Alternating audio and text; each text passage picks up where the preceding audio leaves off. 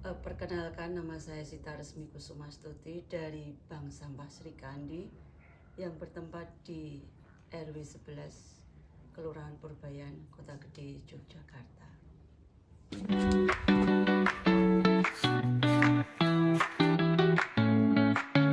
Gimana sih Bu kok sampai bisa budidaya maggot? Awal mulanya itu dari ember tumpuk. Pertama kali melihat di ember tumpuk itu kan ada maggot. Nah, pengalaman juga sebenarnya, lama banget kita pengalaman kita sendiri ya.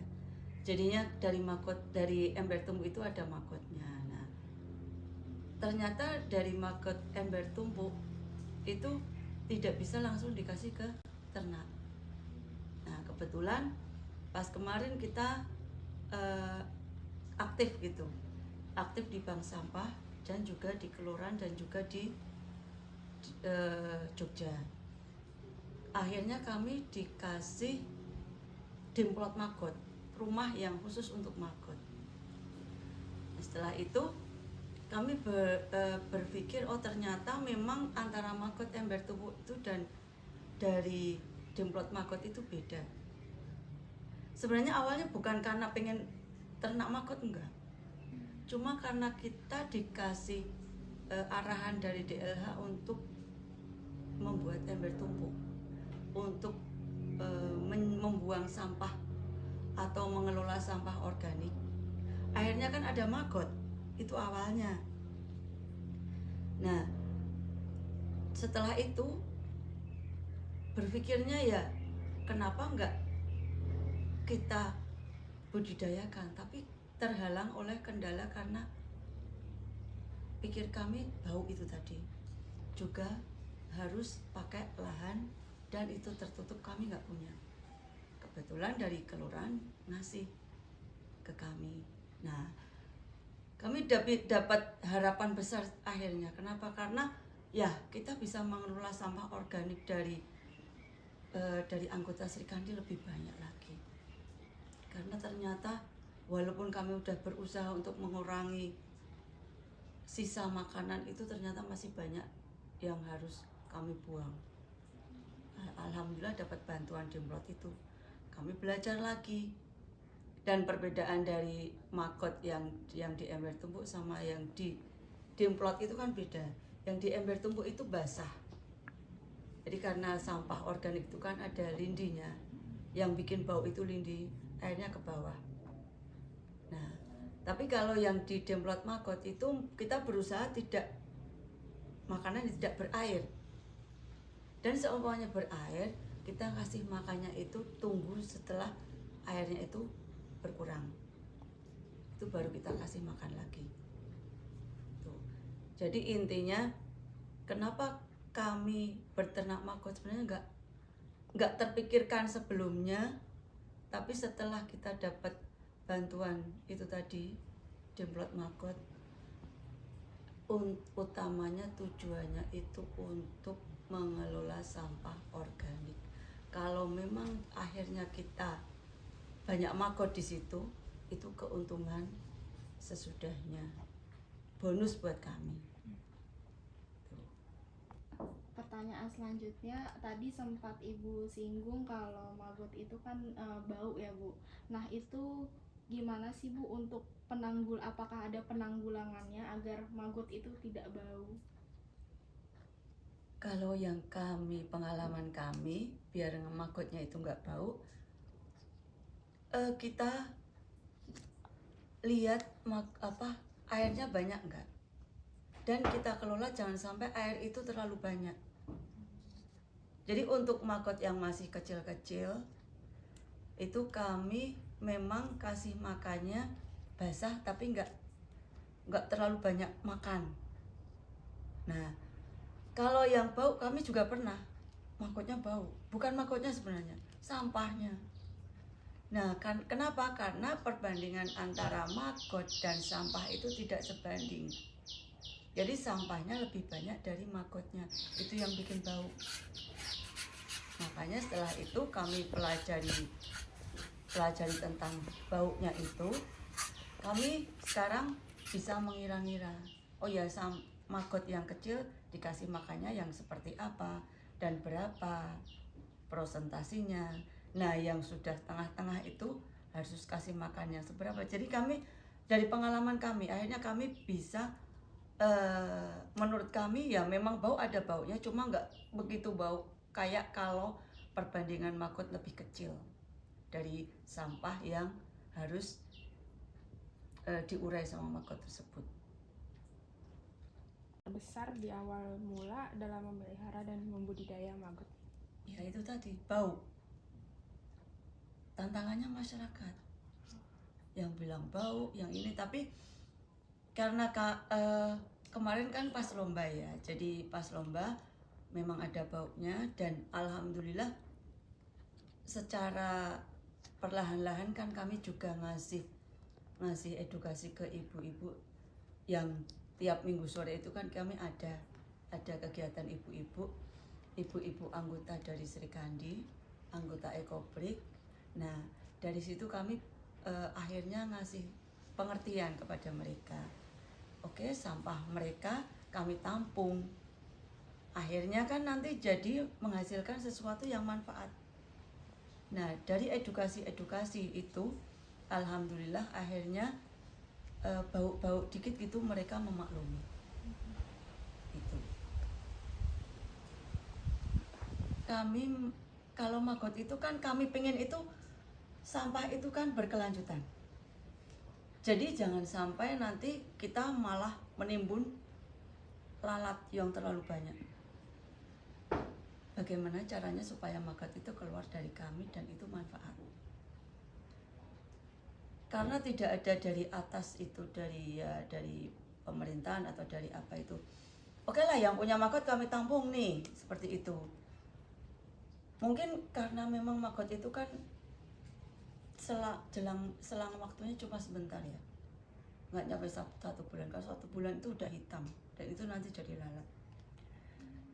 Jadi kami akhirnya mencari sendiri, mencari tanya ke sana ke sini siapa yang membutuhkan maggot. Kami memang nggak memikirkan itu nanti kita jual berapa, karena kalau udah hitam mereka tidak mau.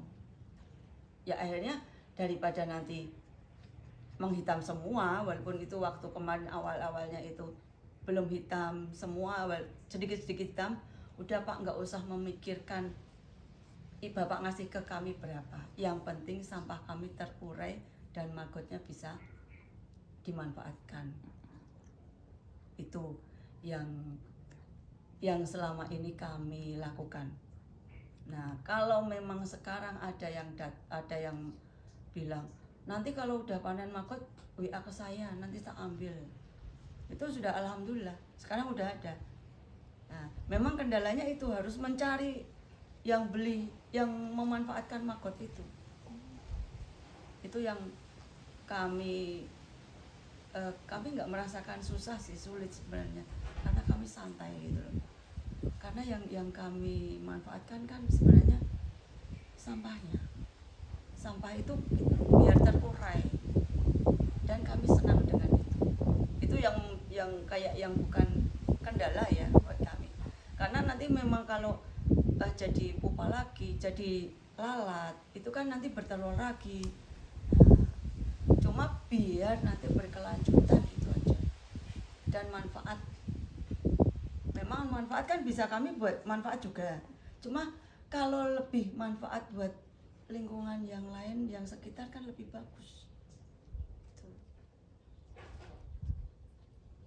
Mungkin ada beberapa banyak orang yang masih bingung perbedaan antara maggot dengan belatung biasa yang sering kita lihat di bangkai binatang itu gimana ya, Bu? Kalau maggot itu agak gemuk-gemuk belakangnya, Mbak. Memang tadi juga kami menemukan ada maggot jalannya cepat banget dan dia ramping. Nah itu bukan BSF, itu bukan maggot BSF.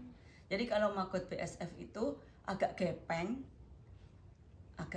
terus melebar, belakangnya agak gemuk, kayak mengerucut gitu loh.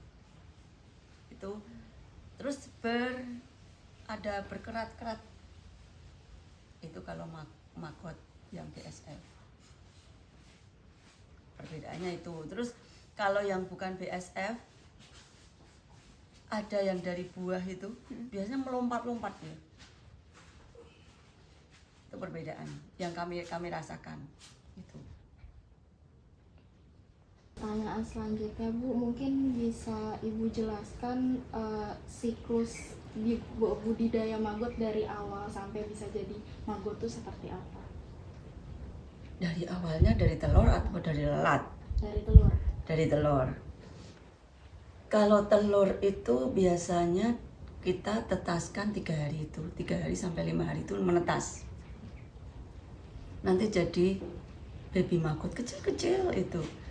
Nah, dari maggot sampai nanti harus dipanen itu sekitar 15 hari. Itu nanti dipanen. Nah, setelah 15 hari itu pelan-pelan maggot itu dalam waktu 10 hari nanti menghitam. 10 hari 15 hari menghitam. Akhirnya dia mencari tempat sendiri untuk jadi pupa. Nah, dan 10 sampai 15 hari tadi kan jadi pupa. Kalau udah jadi pupa, nanti menetas sekitar 5 hari lah menetas jadi lalat. Ya kan? Nah, lalat itu antara 5 sampai 8 hari itu hidupnya. Jadi setelah 5 hari sampai 8 hari dia bertelur. Setelah bertelur dia mati. Itu dari lalat. Untuk mengurangi sampah, apa manfaat lain yang Ibu bisa rasakan dari budidaya maggot ini? Selain mengurangi sampah ya, kalau sekarang belum kami ambil nilai ekonomisnya ya, karena utamanya kan pengurai sampah. Tapi mungkin nanti dapat diambil nilai ekonomisnya kalau sudah berjalan terus dan kita sudah terus-menerus berkelanjutan. Itu karena seperti maggot itu kan belum banyak orang yang paham dan mengetahui. Dan belum banyak orang yang kan banyak orang yang masih merasa jijik dengan maggot. Padahal seperti kemarin Bu siapa yang dari dokter dari UAD itu kemarin yang ngisi evaluasi bilang maggot itu bagus loh buat ternak, karena beliau kan konsumsi telur omega 3 yang makanya juga maggot. Cuma memang nggak boleh kalau terus-terusan. Kenapa? Karena kan itu proteinnya tinggi.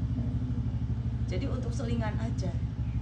Nah, jadi setelah nanti mungkin masyarakat itu mengetahui, masyarakat itu nggak jijik lagi, karena memang semua itu akan harus pelan-pelan. Karena belum terbiasa. Nah itu nanti mungkin nilai ekonomisnya lebih lagi. Kalau sekarang utamanya masih tetap pengurai sampah. Dan satu pengurai sampah di sekeliling kita jadinya tidak sampai kemana-mana dan tidak bau lagi karena dikonsumsi sama maggot, diurai sama maggot. Kira-kira saran apa yang ingin Ibu berikan kepada masyarakat setempat yang ingin mencoba untuk membudidaya maggot? Saran kami ya harus bisa memilah sampah basah, sampah kering juga untuk tempatnya. Karena kan selain itu maggot harus ada tempatnya, tempat khusus yang tertutup. Kenapa? Karena ada juga hama dari maggotnya itu. Kecuali memang mereka mau ternak maggot untuk biar burungnya datang gitu. Kan juga kayak gitu di Demprot kami juga gitu. Pagi-pagi banyak nih burung ke situ. Memang biarin aja, sengaja biar mereka mencari makan di situ. Nah, kayak tadi ada kadal, nah itu yang kayaknya kok mosok dimakan kadal, kalau burung nggak apa-apa ya istilahnya gitu. Itu terus tikus juga gitu. Ada tikus juga yang makan maggot. Makanya hati-hati dengan hamanya, hama yang tidak menguntungkan yang jelas, terus dengan hati-hati dengan baunya. Karena takutnya nanti mengganggu lingkungan juga. Kecuali yang seperti tadi, lingkungannya harus difahamkan dulu. Kenapa sih ternak maggot? Itu. Apa harapan dan rencana untuk pengembangan ke depan dari program pengelolaan sampah berbasis maggot ini? Kedepannya berkelanjutan. Berkelanjutannya kenapa? Mungkin nanti kami ada ilmu, nggak tahu dari mana ya, itu ilmu untuk lebih mengembangkan maggot kami. Mungkin cara umpamanya maggot kering, itu kan harus ada alatnya. Nah, mungkin dari luar, mungkin ada investor atau apa gitu loh, ada pelatihan atau apa, itu yang kami inginkan biar kami itu nggak stuck di sini aja, nggak berhenti di sini aja. Jadi biar nanti lebih berkembang lagi. Kita alhamdulillah maggotnya sudah bisa mengelola pelan-pelan. Jadi seperti tadi sudah banyak. Nanti ada yang pembelinya. Nah, nanti kan pengen kami itu nggak cuma sekedar maggot masih hidup gitu dijual. Karena kan kami juga pernah membaca maggot kering itu bisa untuk pakan ikan, biar ikannya itu warnanya bisa bagus. Nah, itu yang ilmu yang belum kami dapatkan. Kalau ortodidak kemarin kami sudah mencoba, cuma kami belum puas gitu loh. Kita sangrai maggot, tapi kan tetap aja itu nggak boleh lebih dari sehari 2 hari, habis 2 hari kita nggak bisa menjamin karena baunya itu. Jadi ilmu dari luar yang kami harapkan biar kami lebih berkembang lagi untuk mengembangkan maggot kami. Seperti nanti pengepakan, untuk tempatnya, untuk lebih menarik dari luar, dari bungkusnya, terus untuk pengolahan maggotnya, promosinya. Nah, itu yang sebenarnya kami inginkan. Bukan kami mengharapkan nilai ekonomis yang tinggi, enggak. Cuma lebih berkelanjutan dan ilmu kami itu bertambah dan manfaat sama orang lain. Itu. Mungkin saya ucapkan terima kasih kepada Ibu Sita udah sharing-sharing terkait budidaya maggot ini. Semoga dari dokumenter yang nantinya kami buat ini bisa bermanfaat ke depannya. Mungkin dari Ibu sendiri apakah ada sepatah dua patah yang bisa disampaikan? Saya pribadi ya, kalau sebenarnya kan kita itu sudah diciptakan sama Allah itu sesuai apa adanya. Jadi dari alam apa yang kita konsumsi nanti balik lagi ke alam. Itu untuk menjaga lingkungan kita biar ekosistemnya tetap terjaga. Itu yang kami edukasi juga biar lingkungan kita tetap hijau, karena sekarang kan polusi udah di mana-mana. Selain mengelola sampah plastik juga yang organiknya itu juga penting banget. Jadi biar kita tidak masuk bahan kimia lagi. Jadi yang kita punya kita manfaatkan. Dan semoga bermanfaat juga buat lingkungan sekitar juga orang lain. Dan mohon maaf bila masih ada kekurangan kami di sini.